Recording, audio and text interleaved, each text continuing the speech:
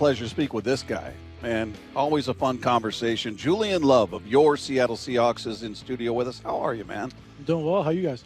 Doing great. How do you feel about being back out there? No, I miss it. I mean, it's amazing here. Obviously, everyone talks about summertime Seattle. We're kind of approaching that with the weather, and then you see eagles flying around. I mean, you can't beat it.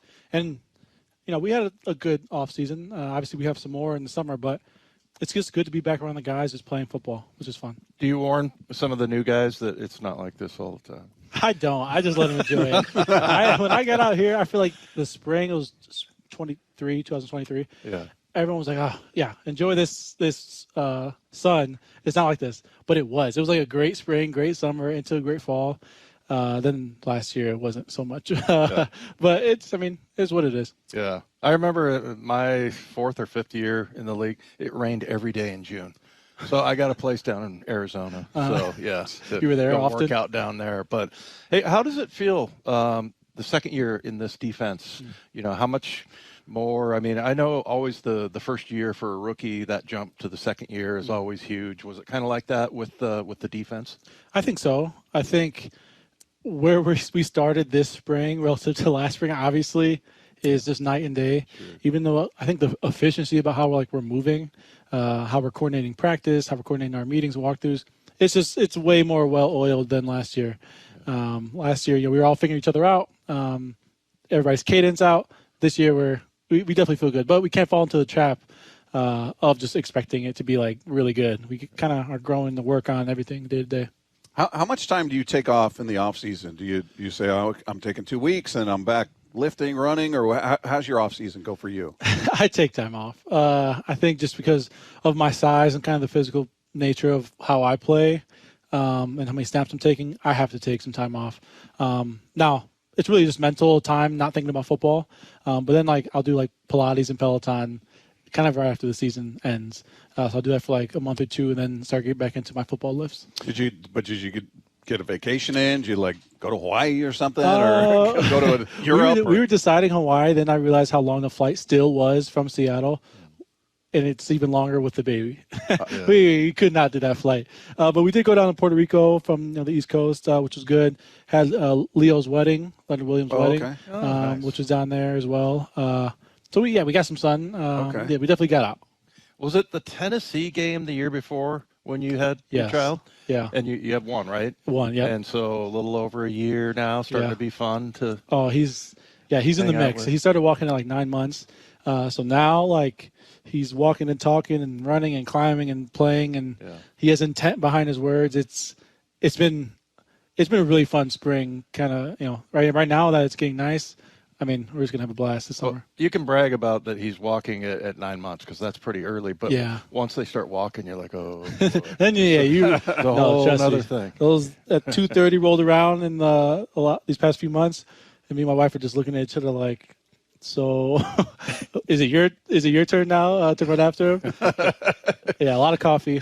A lot of energy. Is everything been baby proof? You got rubber corners on the tables and all that kind of stuff. Yeah, a ton of baby gates in the house, the bumpers. It's everything. Everything's baby proof. I like how you have to cage a man like wild animals. Yeah. So, some have a leash. Some have them tethered. I've seen a few of those at the airport. We'll never do that. That's crazy. I'm not doing That's the crazy. leash, man. Hey, how much do you pay attention to the not prognosticators, the analysts around the league, the national voices, if you will? Because he and I are talking a lot about, a lot of ESPN putting out the predictions, and CBS Sports putting out their power rankings.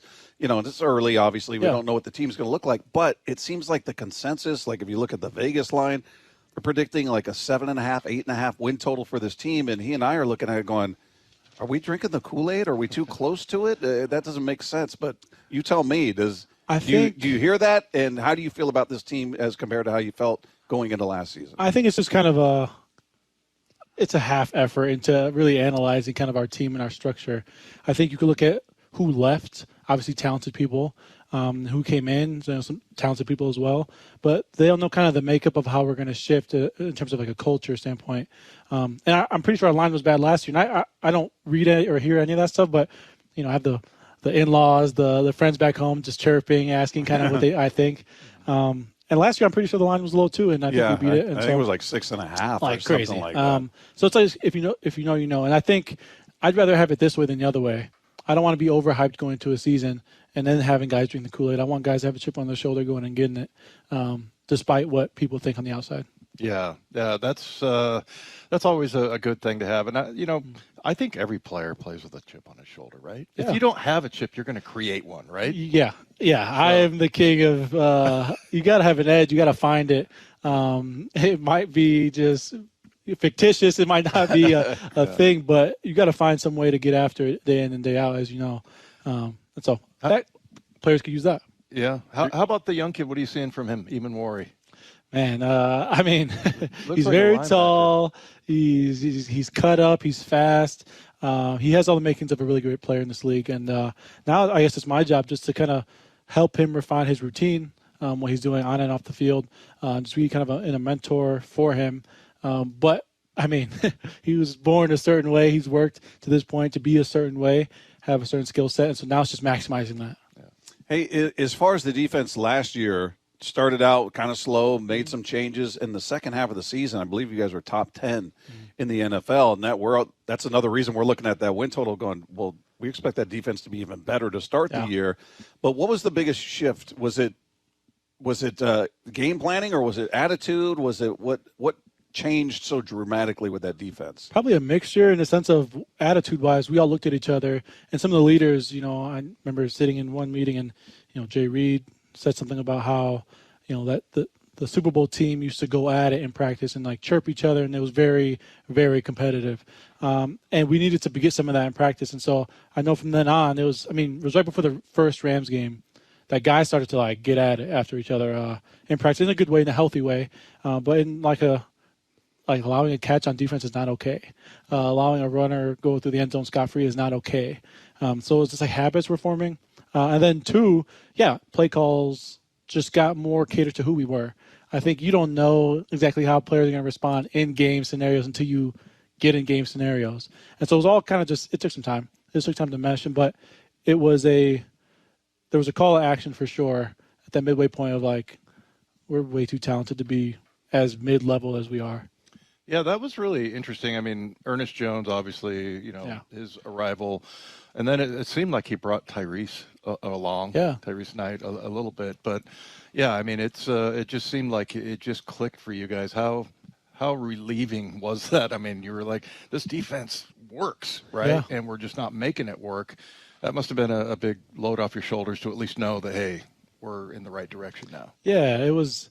We developed an identity and a swagger to us. I think from that first Rams game we lost, but defensively we were lights out. And then that led us into the bye week of realizing, like, okay, if we approach this thing a certain way, we can get these results.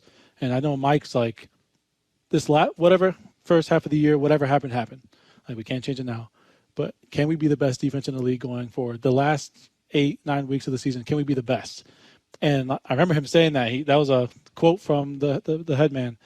And I think it was like, all right, yeah, can we be? And I think we got damn close to it the last half of the season. So now we just got to do it for the duration of the year. Hey, last thing before we let you go, when you talked about changes, talent leaving, talent coming in. Yeah. When you see, big-time names for the team, your quarterback, your two wide receivers, Tyler and DK leaving, and Gino, as a player on the team, are you shocked are you like, wait, what happened? Or did you kind of have any inklings about that? I felt like we knew about Tyler. Yeah, I would say. The other two, how'd you Other respond? ones I was shocked. I was real shocked. I don't know where I was. I was at home, and obviously I get a flurry of texts from people back home asking like what's going on. And I knew about Tyler. Me and Tyler were pretty close, and I was kind of in the stars or whatever. But everything else was really shocking. As a player, I'm not in those meetings. I'm not in those conversations. I don't know what's going on. They didn't call you? He must have. He must have had the wrong number. John must have. Yeah. But it's the nature of this league. But it's just shocking when some of your premier players that happens to. Yeah. And so all you can do is like, all right, what are we going to do to get guys in? And then we're thankful on the defensive side of the ball that there hasn't been too much change. Everyone, for the most part, from last year is coming back in a significant role. And we added, obviously, Nick and young Riley Mills, the draft. And so defensively, we're okay. But offensively, it's going to be a shift. Yeah. Well, man, it's always fun talking to you. We always appreciate you taking some time with us, and obviously we wish you nothing but the best, and hopefully we'll catch up when training camp happens and throughout the season. Yeah, no, I appreciate you guys. You guys are the best. Anytime, I'm available. Okay, we're going to take you up on that. See, Perfect. You just put it out there. Now we're going to be calling you night and day. We're gonna be bothering you. Appreciate it, man. Perfect. There you go. Appreciate There's you. Julian Love of your Seattle Seahawks. Always a fun conversation.